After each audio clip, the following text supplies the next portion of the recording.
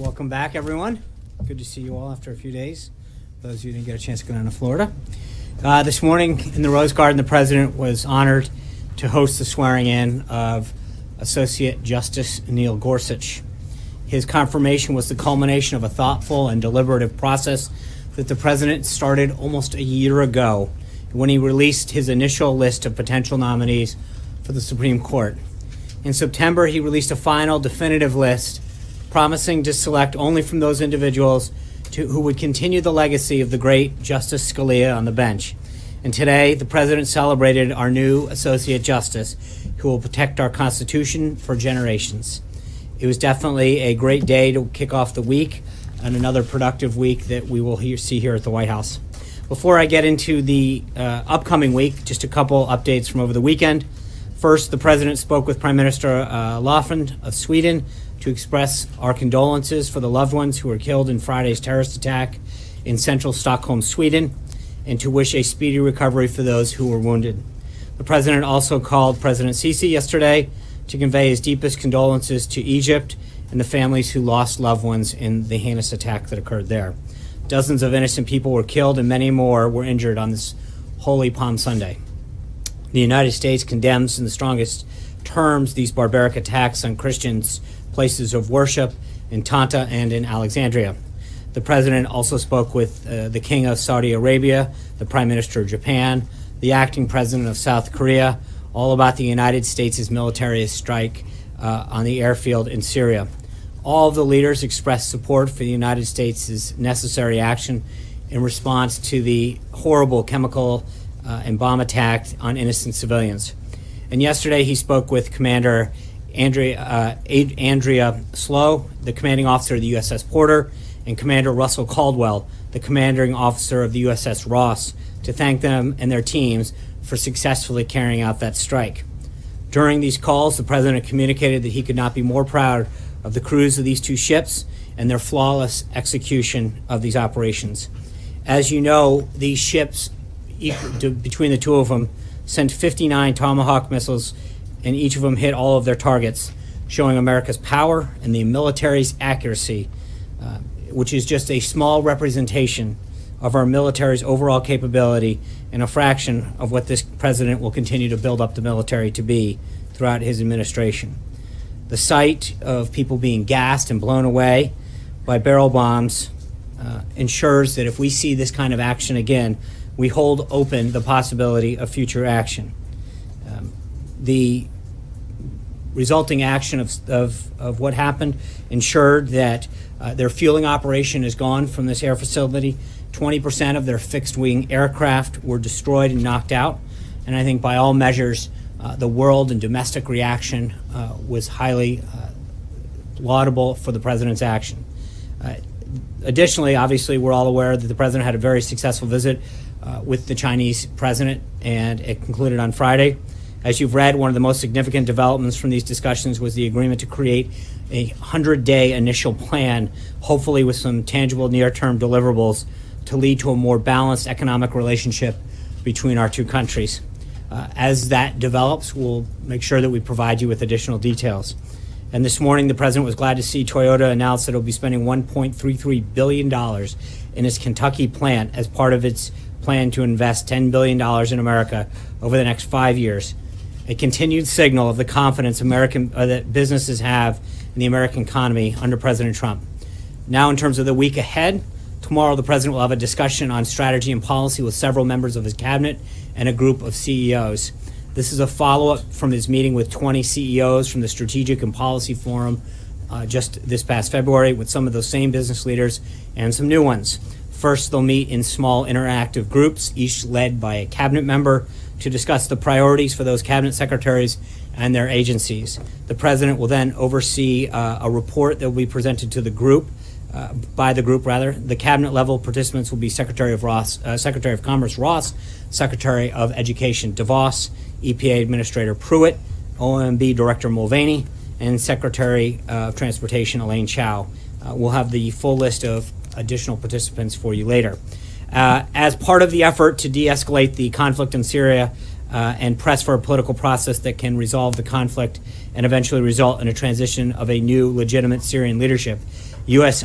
Special Envoy for Syria, will be coming to Washington tomorrow for consultations with the State Department and with National Security Advisor McMaster here at the White House, among others. He has been overseeing the political talks among Syrian parties in Geneva. On Wednesday, we will welcome the Secretary General of NATO, Jens Stoltenberg, to the White House. The President and the Secretary General will have a joint press conference later in the afternoon. And then the President plans to spend the Easter holiday in Florida, and he'll return to the White House on Sunday. As the President noted today, as we hit day 81 in the President's administration, we have done so many great things, including nominate and confirm a Supreme Court justice, roll back more regulations than any president in modern times, rolled back the Obama-era war on coal, oil, and natural gas, restored confidence in the economy. We're now seeing historic levels of consumer, CEO, home builder, manufacturer confidence. There's been a 12% gain in the stock market, and we've even seen a real resurgence in the mining industry. We've reduced illegal boarding crossings by over 60% to the lowest level in nearly 2 decades, and implemented historic ethics reforms, including a 5-year lobbying ban and a lifetime foreign ban. So with that, I'd be glad to take your questions. Why is it okay to bomb Syria but not okay to assist the refugees, one? And number two, what's the reaction, this administration's reaction to Russia saying we are running a danger of a real war within the Middle East?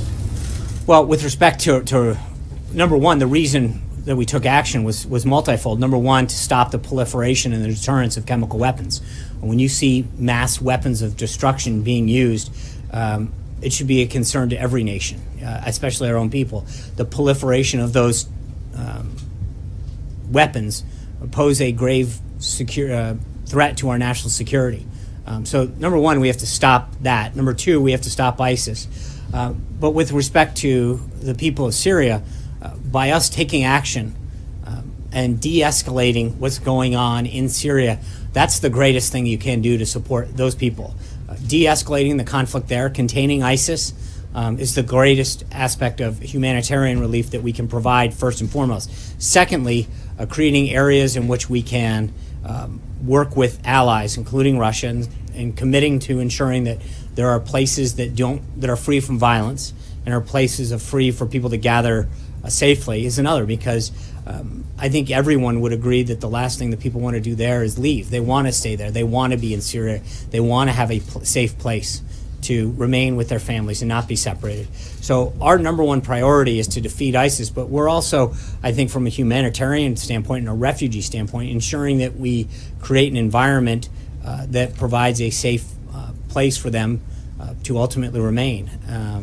And then on Russia in particular, look, I think that if you look at the countries that are with us, it speaks pretty loudly, the number of countries that have stood shoulder to shoulder with this president. Russia, on the other hand, stands with Syria, North Korea, and Iran. I think when you contrast the two groups of countries sets, it's pretty clear that we're on the right side of this issue.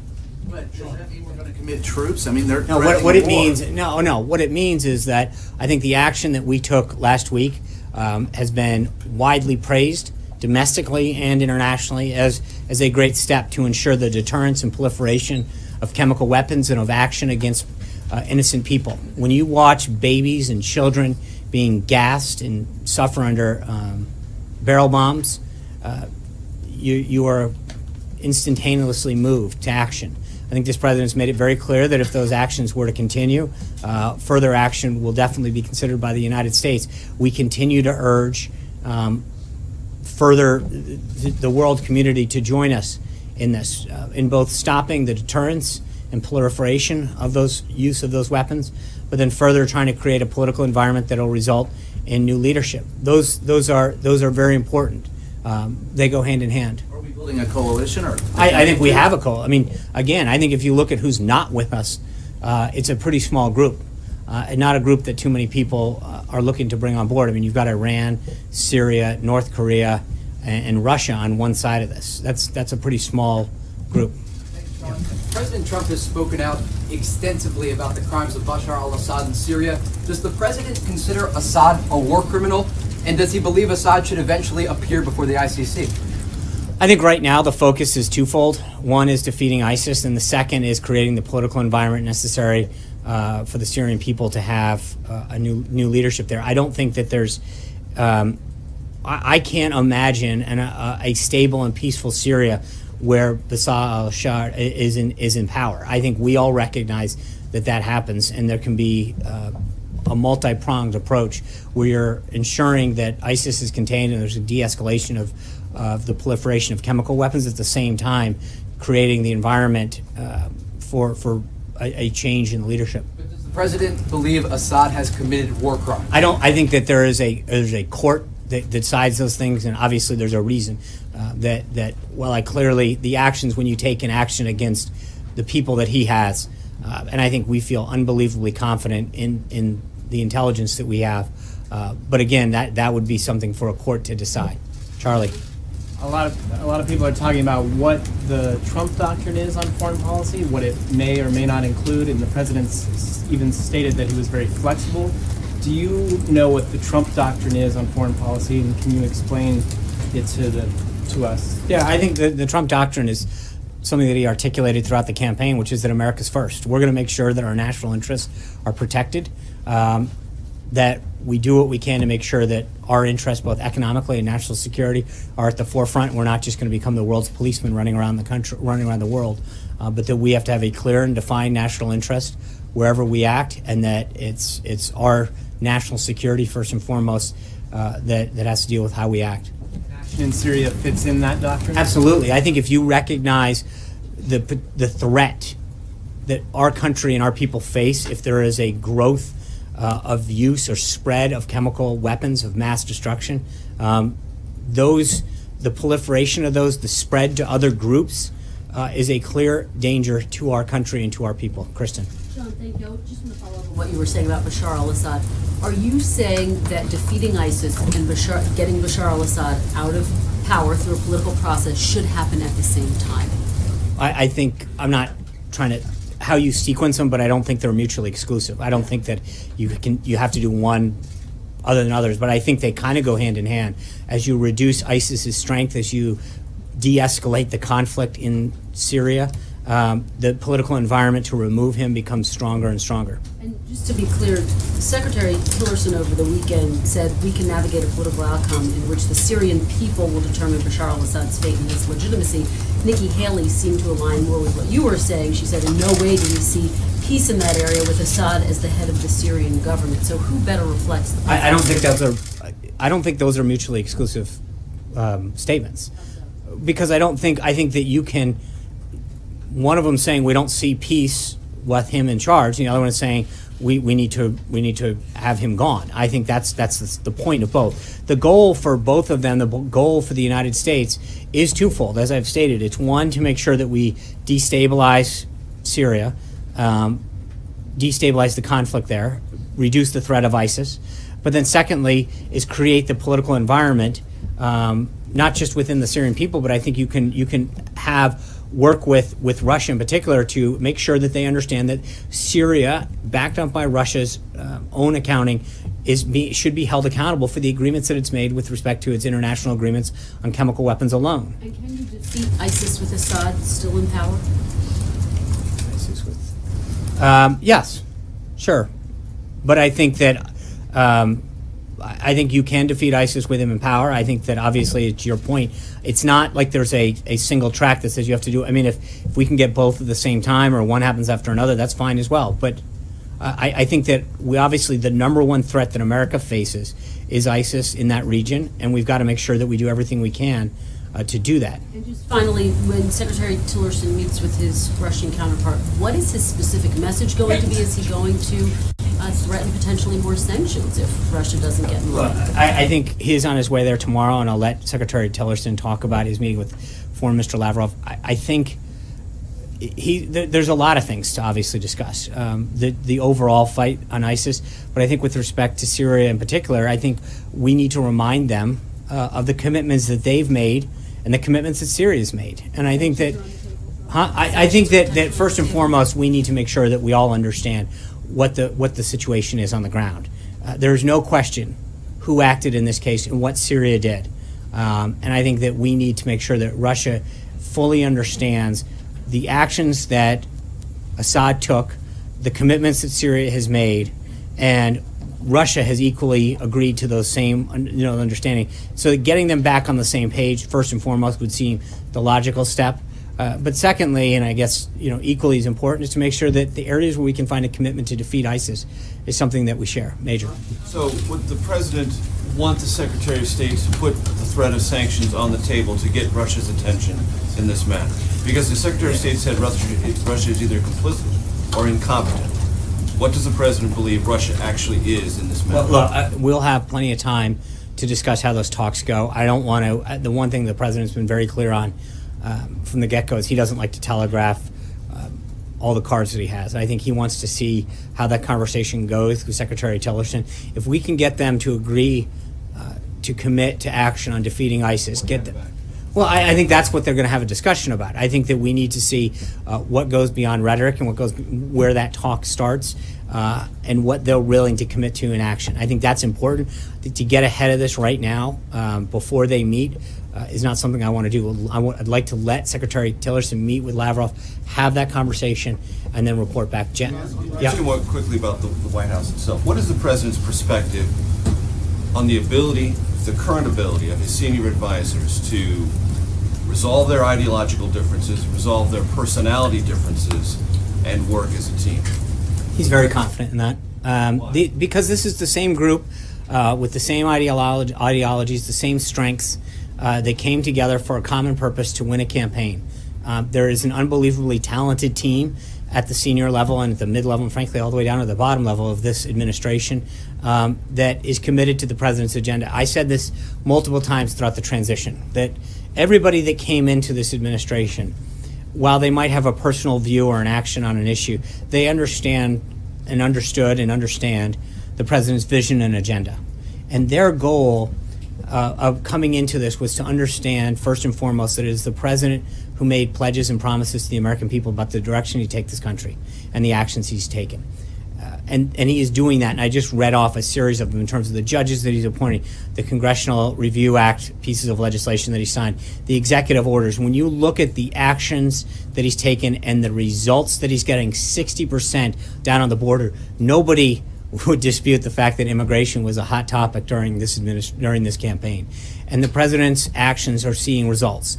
And I think you're seeing it both on the market and on our national security front. So he understands that we have some pretty smart, talented individuals who are opinionated on a lot of subjects, but that our battles and our policy differences need to be behind closed doors.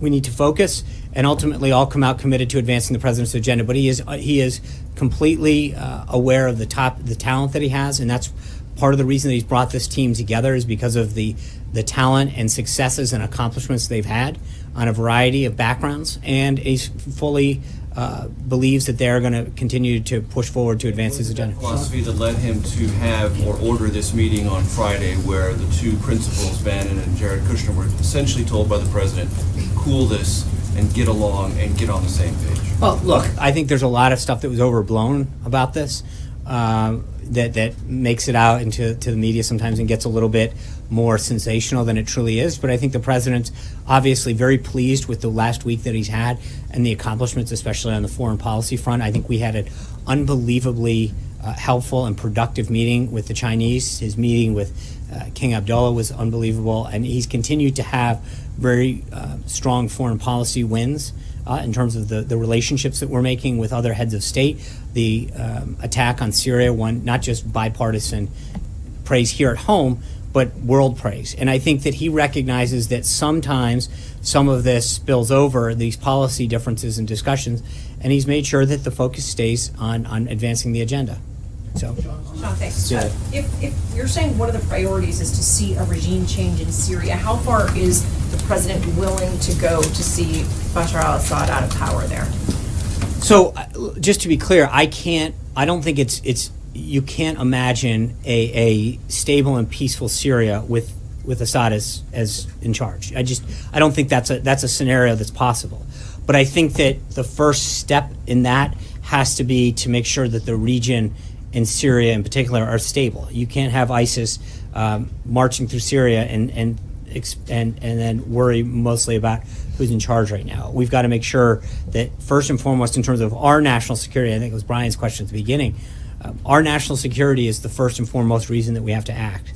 And as ISIS is proliferating and chemicals of mass destruction are on the rise there, we've got to contain that. Then once that's done, I think we can apply political, economic, and diplomatic pressure for regime change. Now they can work in tandem. I'm not trying to, but the bottom line is the first priority is still the containment of ISIS and the conflicts that are occurring. And is the red line, just to clarify, the red line for this White House chemical warfare, is conventional warfare enough to get the president to go further there than this White House has gone before? Look, I think the president has been very clear that there are a number of lines that were crossed last week. He's not going to sit down. We saw that in the last administration. They drew these red lines, and then the red lines were run over. I don't think you're going to see the same play. I think what not just Syria, but the world saw last week is a president that is going to act decisively and proportionally and with justification when it comes to actions like that. I mean, and I will tell you, the answer is that if you gas a baby, if you put a barrel bomb in to innocent people, I think you will see a response from this president. That is unacceptable. And I think the rest of the world. I think. Look, one of the things that I don't want to start doing, Cecilia, is say if you do this, this is the reaction that you're going to get. The president's made very clear throughout his time in the campaign, through the transition, and now as president, that he's not going to telegraph a response to every corresponding action, because that just tells the opposition or the enemy what you're going to do and whether or not that response is worth taking. The president's going to be very clear that he's going to keep his cards close to the vest, but make no mistake, he will act. John. Thanks a lot, Sean. I wanted to ask you about the reaction that the president took in terms of military involvement last week. You said in your statement that all 59 of those cruise missiles hit their intended target, and yet we're seeing reports that that military airbase in Syria continues to be used by the Syrian military. Yeah. Given that, how can you consider that particular mission a success? Well, because I think from what you're hearing, you've taken two pre-fueled planes and taken them off. It's a PR stunt. The bottom line is their fueling capability has been taken out, their radar capability was taken out, and over 20% of their fixed-wing aircraft from their entire Air Force was taken out. Their ability to operate successfully out of that airbase is gone. Like I said, they as a PR stunt, they took some pre-fueled planes, pushed them over to make it look like nothing is. But make no mistake about it, their radar capability is gone, their fueling capability is gone, and a good chunk of their aircraft is gone. That's a huge success. John Gizzi. I'll ask you one other question. Okay. Following up on what Major Garrett asked, sort of about these reports of a shakeup at the White House. There have been various reports that the Deputy National Security Advisor, K.T. McFarland, is stepping down from that post. She'll take on the post of U.S. Ambassador to Singapore. Can you confirm that? And what's behind that particular move, if indeed that's the case? I appreciate. Look, I've said many times before that we're not going to get into personnel announcements until they're ready to announce. I would say that two points on that. One, when General McMaster was announced, it was pretty clear. We said it at the time. You all asked the question whether or not he would have the ability to shape the National Security Council in his liking with the president's concurrence. I think you've pretty much seen that was an accurate statement at the time, and it continues to be now. And General McMaster has the president's confidence to ensure that our National Security Council is shaped in a manner that best serves the President of the United States in every way, shape, or form. Secondly, to your point, I think the staff said it over the weekend, I'll reiterate it, the only thing that's being shaken up in Washington right now is Washington. I think this president continues to show that he's going to be a disruptor and do things differently and bring real change to Washington. John Gizzi. Thank you, Sean. Two questions. First, the previous administration was in touch with the Assad opposition and gathered conclaves of different groups, including the Free Syrian Army. Is this administration in touch with the same anti-Assad forces, political and military? Yeah, I'm not going to go into details on what we're doing and who we're talking to. I think that's obviously didn't prove too successful last cycle, last administration in terms of regime change. So I'm going to not get into telegraphing what we're doing and how we're doing it. On the domestic front, Congressman Ron DeSantis wrote the president just last week to call in very strong language for him by executive order to end what he calls the OPM rule of 2013. That was an executive order, of course, that undercut the Affordable Care Act's amendment saying that members of Congress and their staff could not get health care and special subsidies unlike any other American. And he said, as soon as that is eliminated, Congress will move faster because they and their staff will not have special treatment. Is the president going to use his pen and get rid of the OPM order? I'll have to look at that. I know Secretary Price has been dealing with a lot of, I know that's an OPM order. Secretary Price has been reviewing all of the necessary implementation documents and orders with respect to Obamacare. I know that he's working with Director Mulvaney. Director Mulvaney, I anticipate, will be here with you guys at some point, probably tomorrow, to talk about some reorganizing of government. That might be an appropriate time to talk to him specifically about that. Dave. Thanks, Sean. The list of judges that the president put out last year saying these are the people I would consider nominated, you referred to earlier. In the end, Democrats still tried to filibuster Judge Gorsuch. Right. So what difference from that perspective did putting out that list make in the end? That's a great question. I think what it showed first and foremost is the president kept his word. The president put out a list of people and campaigned on it and said, if you elect me, these are the type of justices that I will choose from. And they are originalist. They are going to read and interpret the Constitution as it was written and meant to be. And I think the American people, in a lot of cases, if you look at exit polling, voted for him in a lot of cases because of that. I think it shows that, again, whether or not you disagree or agree with the president, sometimes philosophically, he gets high marks for keeping his word. I think that means a lot, that he went out on a number of topics, including the type of justice that he would appoint, put it before the American people, allowed them to vote up or down at the ballot box, and it's an affirmation of the kind of justice that he wants. But it's also a continuation to know that the president is going to be someone who makes a pledge to the American people and keeps it. He's going to obviously have other federal judges to nominate, maybe hope Supreme so. Court judges. What else has he? What else did this process teach him? Anything? Well, I think from a political side, it was pretty obvious that you can disagree with Judge Gorsuch's judicial philosophy. But I think by every standard, he was a very highly qualified justice. The American Bar Association rated him their highest. The people who have worked for him in the past, his judicial record in terms of the number of cases where he was in the mainstream and Democratic appointees sided with him. And I think it basically showed the president that trying to work with Senate Democrats wasn't really was somewhat of a futile task. That these were people that made up their mind by and large, regardless of who the person was, and we're going to vote it down. That would probably be the biggest lesson. But it also shows that when you've got the right individual, you've got someone who's eminently qualified.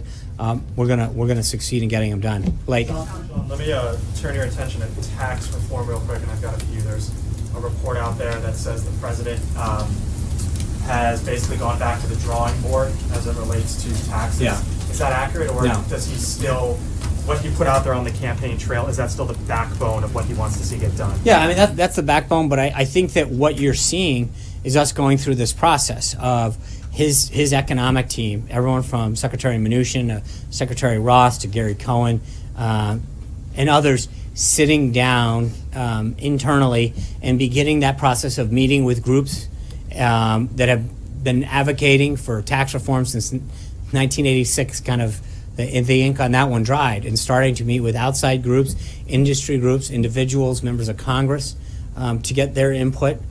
This is going to be a major undertaking, and I think we want to make sure that we listen, have their ideas and their input as we move forward.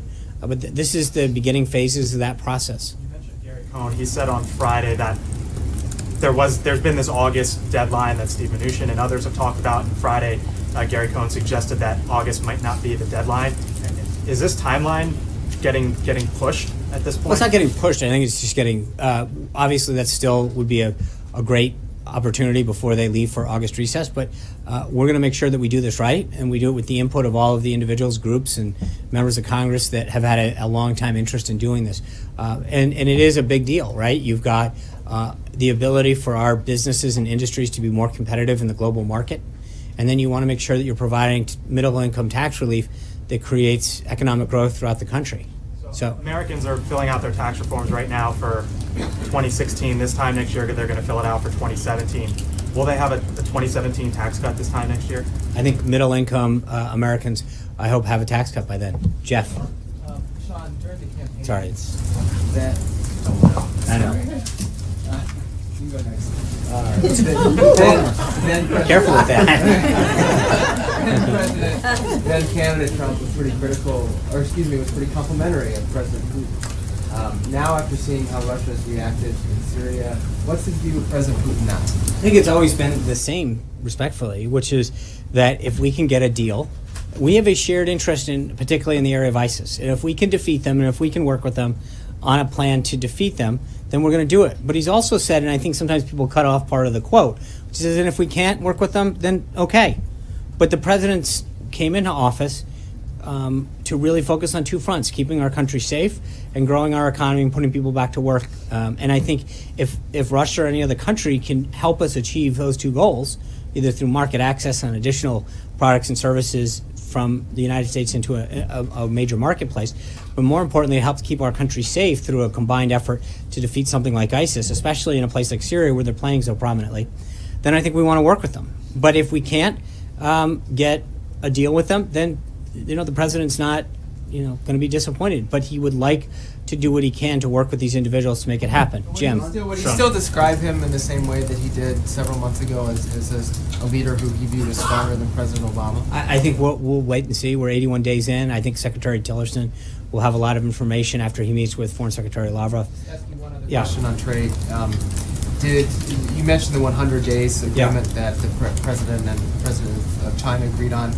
Did China offer to give the U.S. some concessions on beef exports and financial investments as part of that? Yeah. Look, this is an initial working plan that they're going to try to hammer out what that 100 days looks like. And then they call them like way stations. Like, what are those stops between 100 days and now that would be things that both sides would be looking at? And I think obviously beef exports and additional market access in China, intellectual property, the ability to have foreign ownership, especially in the services industry, is something that has been a big prize of U.S. exporters and industry for a long time. But it is something that is being hammered out as we go forward. So that's the plan, was to put together a plan, and there's a lot of pieces that both sides would like to see in there, and these benchmarks between now and those 100 days. But that plan is something that they talked about putting together during the over a day that they met together. And it is something that the counterparts are now going to continue to flesh out. So there's a lot of topics that got put on the table. We're going to see how that works. Jim. Thank you, Sean. What is the status of, and a multi-part question, what is the status of the renegotiation of NAFTA, and what is the White House doing to tweak NAFTA in U.S. interest? And is there concern about getting it done before the Mexican elections heat up at the end of the year? Well, the first thing with respect to trade is, we need the Senate to approve Robert Lighthizer as the next U.S. trade representative. That's obviously, USTR drives that. And so our focus is getting that done, and it'll be ready to go. We still have a official 90-day notification that we'd have to give Congress. And so once we get Ambassador Lighthizer confirmed, we'll be ready to probably announce a better work plan on that. But as of right now, that's not there. Jeff Zeleny. Mr. Trump, as a private citizen, had a lot to say about Syria. One of the things he said that the president, then President Obama, needs to seek congressional approval. Some members of Congress, I believe he should as well. What is his plan to explain his strategy in a broader sense, and why does he not need congressional approval in his view? I think Article 2 of the Constitution is pretty clear that when it's in the national interest of the country, the president has the full authority to act. He did that. He and his team spoke extensively to congressional leaders on both sides of the aisle that night to describe the action that's being taken forward. So I think we have fully fulfilled every obligation, but the power vested in Article 2 is very clear with the president's ability to act. In terms of things happening here at the White House behind the scenes with his staff members, obviously there were some ideological and policy differences on this particular military action last week. Does the president believe, or do you believe, that this has been smoothed over in the short term, or there has been a long-term solution to the fighting between Steve Bannon, Jared Kushner, and others? Are you talking specifically with Syria, or are you talking... Specifically with Syria, there was a disagreement, but is this a short-term fix to this problem, or do you believe, does the president believe, that there is a longer-term fix to this infighting that has really plagued his administration? Well, again, I'd say a couple things, Jeff. One is that a lot of this is frankly overblown. But number two is the reason the president's brought this team together is offer a diverse set of opinions. He doesn't want a monolithical kind of thought process going through the White House. He wants a diverse set of opinions. He is the decider. He has people come in and give him a variety of options and plans. He went back and forth over that 72-hour period where he wanted additional options, additional explanations and questions answered.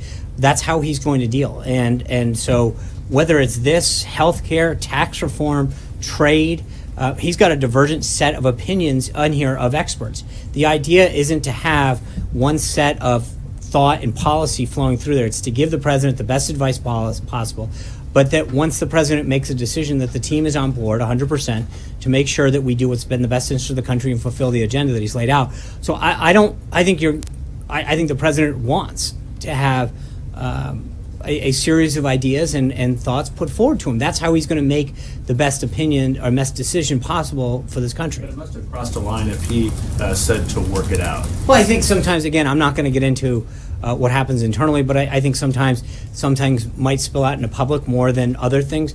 But there's always going to be a healthy debate internally on a variety of policy issues among the cabinet, among the staff, to make sure that the president sees every option that's available, every opinion that he should weigh and counter before he makes a final decision. It's just sometimes those discussions may make them out a little bit more publicly than they do. But I think, as I noted at the beginning, I thought there was a lot of overblown coverage of how it actually happened and what went down. So sticking with Steve Bannon, he is right very now. confident in the team that he has, that they have an unbelievable amount of knowledge, and he enjoys the counsel that they all bring to this table. Thank you guys very much. I'll see you tomorrow. Is the president willing? Hello, that was Sean Spicer's press briefing. We have some breaking news we want to report on that's coming out of California. So during the press briefing, these reports came out that there was a shooting at a school in San Bernardino, California, and it was an elementary school. I'll get you the name of it in a second. And the reports that were coming out of this, from the school were that there was a murder-suicide reportedly at the school. I saw a report from, it was either an NBC or an MSNBC reporter that said the shooter was a teacher. Another report that came from the police there were that a couple students had been taken to the hospital. I've seen 2 shot, I've seen 4 shot, I've seen 2 taken to the hospital. So from the reporting we're seeing, and also as I tweeted out about 15, 20 minutes ago, this does not seem to be an ongoing situation in that the police scanner from San Bernardino, which I was listening to myself, was numerous times on the police scanner they were saying we believe the suspect is down. So they were not acting like it was an ongoing situation.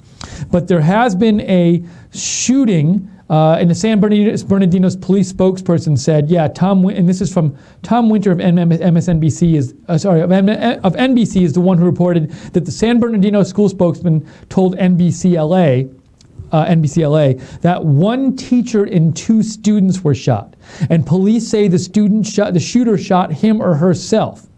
So it looks like now what might have been the case is that a teacher, now I'm assuming it's a teacher at that school, but that hasn't been confirmed yet, but it looks like what might have been the case is that a teacher shot a couple of the students and then killed him or herself, and him or herself, not sure if it's a man or a woman. So very disturbing story, a tragic story coming out of San Bernardino, California.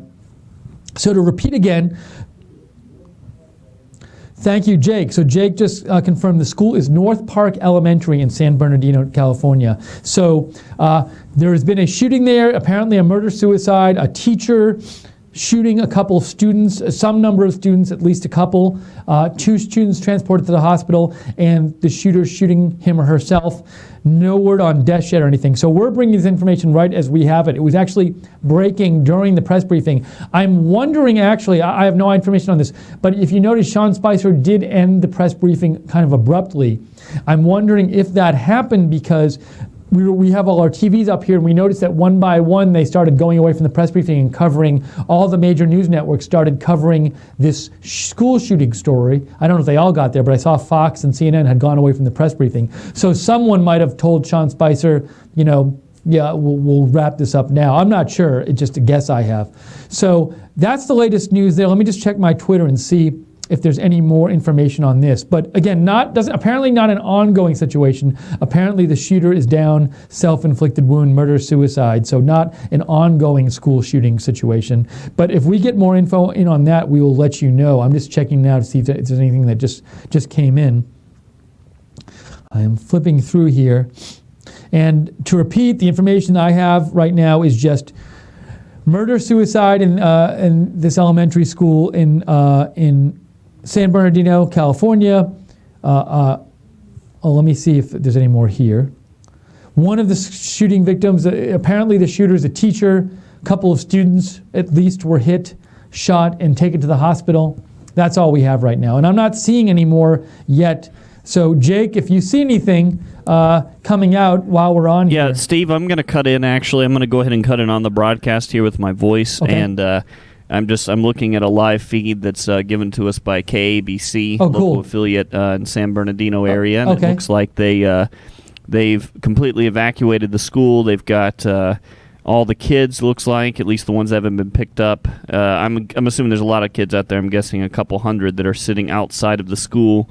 And it looks pretty calm. They're just kind of walking around, kind of staying in one particular area here. I just thought I'd let you know I'm monitoring things from here, so I will let everybody know and feed information to Steve as we go. Thank you very much. Jake Seals producing today's broadcast out there, so he has an eye on this. If there's anything new, he will let us know. We also want to get to, by the way, there was some actually quite important information that came out in the press briefing, so I don't want to ignore that. Actually, now I'm just seeing from Breaking 911, at Breaking 911, they report 2 dead and 2 injured in the California school shooting. Don't know if one of those is a shooter, because we heard it was reported murder-suicide. So don't know any kind of connection that the victim might have had to the students or not yet. We'll keep an eye. So I'm going to talk about both things. We're going to talk about the Sean Spicer briefing. We're also going to talk about this school shooting. Keep an eye on it and for any more information. Chimera wrote into us. Chimera wrote in. I took that as one teacher shot along with 2 students. That's what Chimera thought. But we'll see. Rachel Dillon wrote in. Steve, where are you seeing that the shooter was a teacher? So, Rachel, I tweeted out a story that I believe NBC LA, one of their reporters, got that information from an official in the San Bernardino schools. You can look at my tweet at Lookner on Twitter, at LOOKNER, and you can see actually the tweet that I retweeted from that reporter. Let's see here. So before we get back to this, so we're kind of going back and forth here, I want to just say on the Sean Spicer briefing, there was a very important piece of news that came out, which is Sean Spicer multiple times said that if Syria uses barrel bombs on its people, that there would be American military retaliation for that. Now let me just I want to call up my notes here and just have them in front of me. He said, what was the quote he said? If you gas a baby or use a barrel bomb, expect a response. Now, barrel bombs are very common, a common weapon used by the Syrian military in Syria. Barrel bombs are different than chemical weapons. And those are quite common, the use of barrel bombs. So and Sean Spicer said this multiple times, so it didn't seem like just a slip of the tongue. So if that's the policy now, that barrel bombs will invite a response, a military response, That seems like a bit of a policy shift and significant in that it's not just chemical weapons that are going to get a military response. It's barrel bombs, which are a common way the Syrian military attacks the opposition in Syria. So that seems like something new. I know Michael Weiss. He's a well-known reporter, a well-known journalist who talks about these issues. It's his opinion that if that's the case, if that's the policy, we'll be seeing another military response from the U.S. soon because it's such a common weapon that the Syrian government uses. So that was quite interesting that it came out during the press briefing. And again, that would seem to be quite a shift in policy because the policy, as we've been led to believe, was that this missile attack on Syria was a retaliation for them using chemical weapons. But barrel bombs aren't a chemical weapon. So if the policy now is that military force will be used against if Syria uses barrel bombs, that's very, very different. So we'll have to see. Maybe there'll be some more clarification on this, but I wanted to get that note out there. Okay, let's get back again to see if there's any more details on this school shooting that took place in San Bernardino at an elementary school there. Jake, remind me, it's North something elementary school. You told me and I forgot already. North Park Elementary School in San Bernardino. There was a shooting there. Reportedly, a teacher was the shooter, and it was a murder-suicide. So that's what we heard about that. I've heard a report on Breaking 911 of 2 dead, 2 injured. Saw another report of 2 students being sent to the hospital. I do want to break in real quick and just make a quick report. I'm watching live coverage as we speak. Okay. And Hillside High School, I think, or Hillside Elementary, and then Cajun High. I might have that mixed up, but if you're in that area, they do have a precautionary lockdown currently on those 2 schools. So just a heads up to anybody that might be watching that, watching this currently. And Jake, that's a precautionary lockdown. There's no information we have that there's actually a shooter in those schools or anything like that. No, not at all, but it's just to be safe. And I'm actually watching ABC 7 right now, so I'm getting the local great. coverage. Oh, great. And Jake, people can hear you, right? Yes, I hope? When you're talking Yes, right they Okay, can. good. So I don't have to repeat what you said. Cool. Thank you, Jake. Jake had his eye on this, and there's actually a picture on the web I saw of firefighters putting on body armor, but that was from about 25 minutes ago. So it seems right now, at least from what I'm reading here, that situation is no longer an active shooter situation, but we'll keep our eye on it and let you know any more details we see coming out. Cub, would really like to get your comments on what's going on today, both on this school shooting news, also what happened in the press briefing. If you want to write in, you can write to me on Twitter at Lookner, at Lookner, or direct message me at steve.lookner@rsbn.tv. Jake, are we still going to take calls, or has that gotten switched up because of the breaking news? Yes, what? Yes, no, or yes? Okay, and we're also taking calls, so if you'd like to call in and either talk about the press briefing or talk about the unfortunate school shooting news, or any of the other issues that are being discussed out there today. Tax reform was talked about a bit in the press briefing. Give us a call. 202-470-0049 is the number. Would love to hear from you. Sorry, I'm taking a quick drink here, but we'd love to hear from you. Give us a call. There's some message people sent, and I need to catch up on our messages here that people had already sent to me. So let me catch up for a second. Let's see. There was a message before.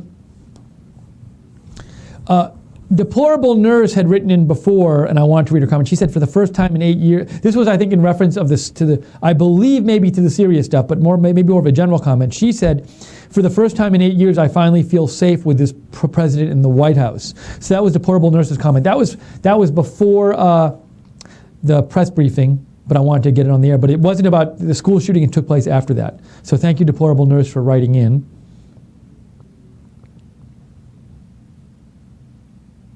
Now, SH7401, you're saying, you sent me a thing that said the teacher is the victim, not the shooter. I'm looking at the article you sent me.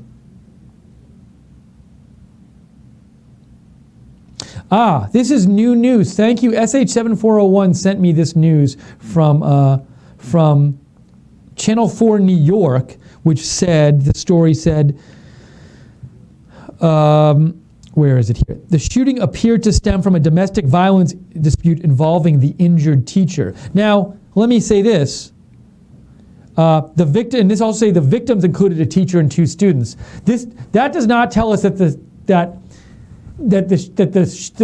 the shooting wasn't done by a teacher. It could have been a different teacher, or when it said injured teacher, it could have been self-inflicted wound. So it seemed like a teacher is somehow involved, but maybe so. Perhaps the teacher was not the shooter. We don't know that. So I looked at that article, raises some questions. Thank you, SH7401, very much for sending that in. Let me look real quick, and I might let me see the tweet I sent out before, because it's possible that I misreported that tweet. You know what? I'm going to delete my tweet on the air. So the tweet I got was that San Bernardino's spokesperson says NBCLA that 1 teacher and 2 students shot. Police say the shooter shot him herself. So that would be. I'm going to send. I need to offer a correction. So. Because that was wrong what I said. So let me do this. I'm putting this out. My apologies. This tweet did not say the shooter was a teacher.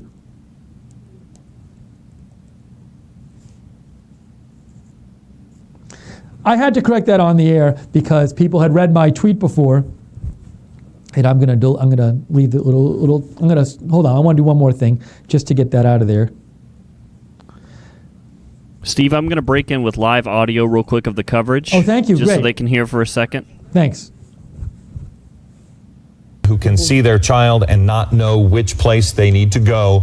We will try to help sort that out. Many of the parents have just immediately left their home and gone right to the school, which of course is going to create traffic problems in that area. This is where we're talking about. North Park Boulevard, I would just steer clear of North Park Boulevard however you can. Kendall Drive will likely be also very busy because you're talking about the fire. If you notice all of the police presence there, that is just closing the road to anyone. And they've got to be able to get those buses and get those people out. Okay, so here's a new tweet from the chief. And here's what the chief has said. 2 adults are deceased in a classroom, believed to be a murder-suicide. We believe the suspect is down. There is no further threat. So we now know that 2 adults are deceased. That murder-suicide involved the suspect who is an adult and a victim who is an adult, and they are both deceased in the classroom. And then he went on to say that the 2 wounded are possible students taken to local hospitals, condition unknown. So that is a secondary tweet beyond the one that you're reading right there. Do not know if those people were accidental victims. Okay, so we cannot confirm. Thank you, Jake. So we heard 2 adults and 2 students, correct, Jake? And 2 adults both dead?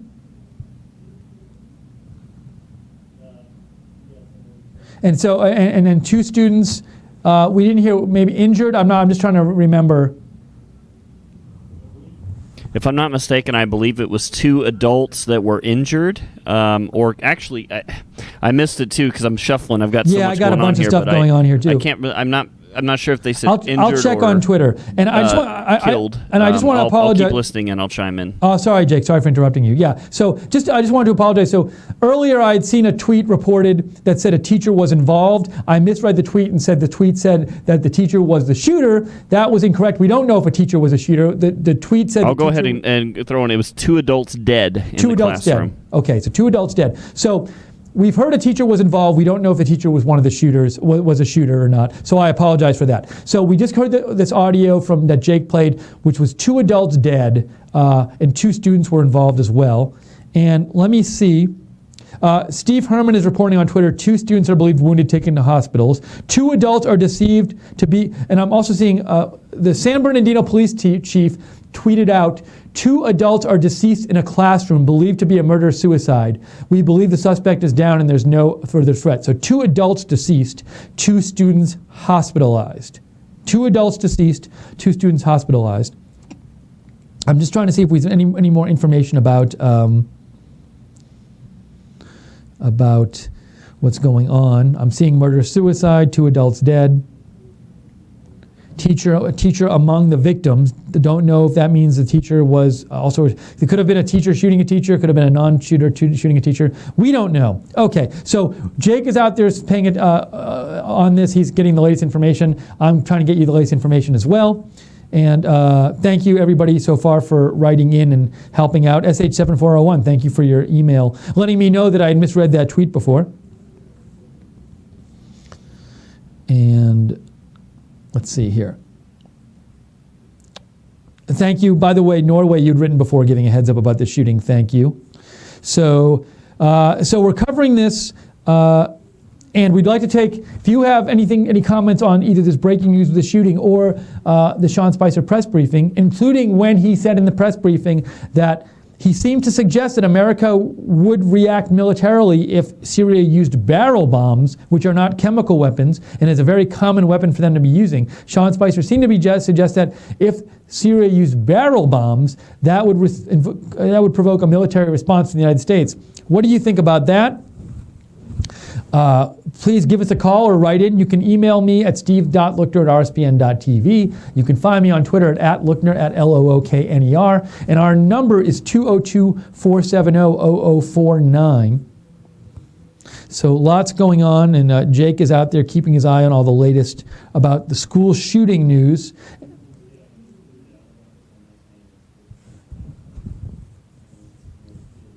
Mm-hmm.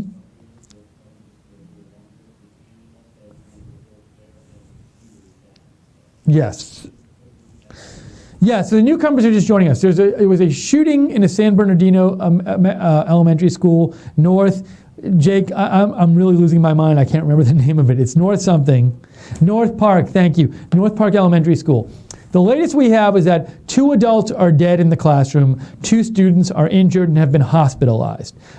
One of the people shot is a teacher. We don't know if that's the shooter or not, but one of the people shot is a teacher.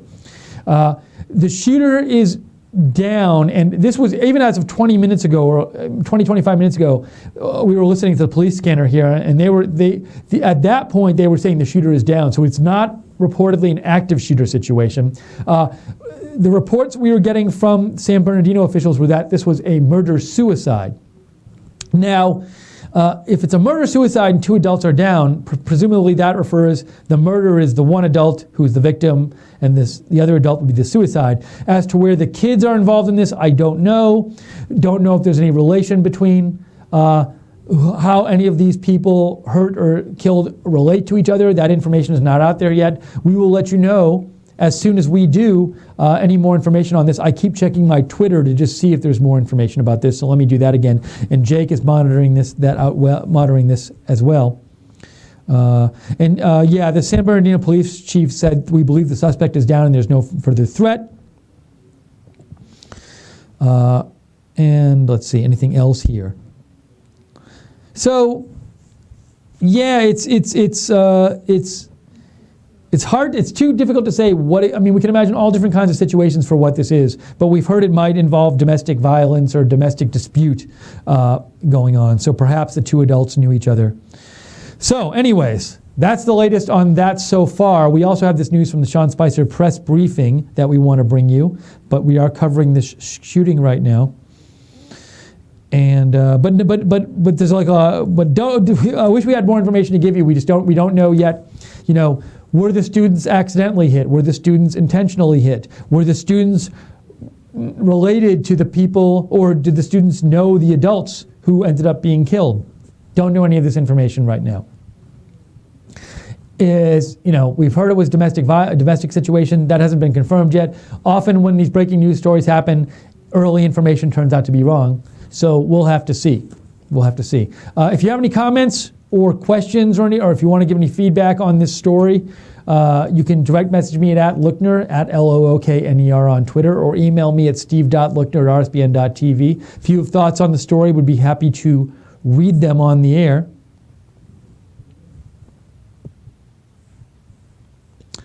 And let's see. Hold on one second.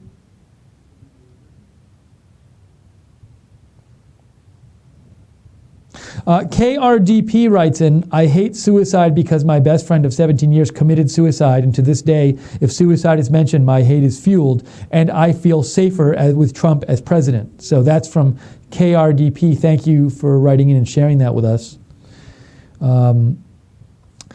Most of the comments I have here are on the press briefing, so I'm going to wait a second just to see if we have any more information on the shooting. Jake, are you hearing anything more out there? Okay, well, let's talk for a second. We're kind of going back and forth because this news came out of the press briefing, but also we have this shooting we're covering too. So a few of you wrote in about the press briefing. I just want to get to your messages. John Stanton wrote in, careful, I didn't hear anything about policy change in the press conference. So, John, while there might not have been explicit, like, hey, we're changing our policy, the policy change I was referring to is when Sean Spicer said he seemed to suggest that if Assad drops barrel bombs, which are not chemical weapons, that could invite a military response. And let me go back to what the specific thing he said. He said, where is it? I have the quote here. If you gas a baby or use a barrel bomb, expect a response. Now, I have not heard so far until that point that barrel bombs would invite some kind of response from the U.S. It hasn't so far. And this, when Sean Spicer says that, he's grouping using barrel bombs and gassing a baby. So if there was a military response towards chemical weapons attack, that would suggest that there's going to be a military response towards using barrel bombs, which would be a policy change. But it wasn't explicitly stated like we're changing our policy. But I'm just going off that's what I was going off of, John, of those things of the repeated mention of barrel bombs that Sean Spicer meant in the press briefing. Maybe he'll be asked more about that tomorrow in the next briefing. Thanks, John, for writing in. Sightless Seer writes in, what are your thoughts on the events unfolding and escalating in the geopolitical climate currently? What precautions do you think people should make now in preparation for if the events escalate in a detrimental direction to relieve possible detrimental effects on daily life? If the pattern is retained, there is going to be an increase in fuel prices. Food prices could be affected indirectly in the short term. What short and long-term consequence and correlating effects of events have been considered on the viewers? Complex question, Sightless Seer. Well, fortunately, I don't see us like any signs of like huge world-changing, giant upheaval crisis yet, so it's something keeping an eye on, but in terms of like a crisis, the one thing I did see is there was speculation that if stuff heats up in Syria, oil prices could go up more. That could happen. Stock market, some people were suggesting, I saw reports online today, unconfirmed, that China had moved like 150,000 troops to the North Korean border because they were worried about the possibility of a U.S. strike on North Korea, and then North Korea is trying to flee the border across to China. Now, that's all unconfirmed, but I'd heard people saying online, oh, well, the stock market went down a bit at some point today because of that report. That's unconfirmed too, but you could see instability in certain countries and threats of military action causing price rises, causing stocks to go down. That's something that could happen. It's not happening that much right now, but it's worth keeping an eye on. So I would just say, keep an eye on stuff. But as of right now, that's what's happening is what's happening, but it's not like, it doesn't seem, this could just be a one-off military strike in Syria. We might not see any military action in North Korea, so we'll have to see what happens. I want to just check quickly and see if there's any more on the school shooting in San Bernardino. 2 adults killed, 2 students injured in an apparent murder-suicide. One of the victims, a teacher. Don't know about the other victim.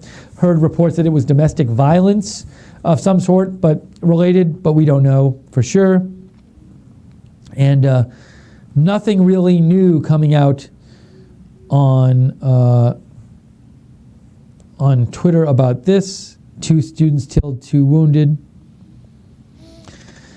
So, okay, well, we'll let you know. Jake is keeping an eye on it if there's more information on the school shooting. And then also we're reading your comments about anything going on today, the school shooting or the Sean Spicer press briefing. Yes, and we can take some calls. So if you want to call in and give your thoughts, we'd love to hear them. The number is 202-470-0049. You can call and talk about the school shooting if you want to have any thoughts about that unfortunate incident in San Bernardino, or you can call about any of the Sean Spicer press briefing stuff. A lot going on today, so let us know. Excuse me. And we're trying to cover both things, so sorry to go back and forth, but we're trying to let you know about both things all as they happen. And then that school shooting, the reports for that came out during the press briefing. So trying to do both. And obviously our condolences and thoughts are with anyone injured in that incident out there. So we're thinking about all of them. So we'll bring you the news on that as soon as we get it here. But would like to hear your thoughts on any of these issues. I had written some other stuff down during the press briefing too, which I wanted to mention. Sean Spicer said, another interesting thing Sean Spicer said was, so there were reports yesterday that the day after the press briefing, the day after the missile strike in Syria, there were reports that planes were taking off from that air base that was struck with the missiles, and people were saying, that just shows that the missiles didn't do that much damage. And I remember President Trump tweeted out something like, well, we didn't bomb the runways because they can just fix that really fast. But what Sean Spicer said is he said the video of the pre-fueled planes taking off from the airfield was a PR stunt. He said the ability to operate at that base was gone. So what he was suggesting was that these planes were pre-fueled and you can't fuel them at the base because presumably we blew up all the fuel storage areas there, and that they might have, Sean Spicer suggested they filmed planes that had been fueled somewhere else taking off from the base, but that doesn't show that the base is operational, because to operate the base, you really need fuel at the base, and he says there's no fuel available there. That was the suggestion. So I hadn't heard that before. That was new to me. So Sean Spicer said that. Also, he was asked about the reports of clashes between Steve Bannon and Jared Kushner, and he said, I think that a lot of stuff was overblown about this. He said that. So we are covering the Sean Spicer briefing. We're talking about the school shooting. Again, I keep checking Twitter to see if there's new information. I'm not seeing any new information yet about that. I know we'll get some at some point. We have a message here from before, I think. Let me check my email.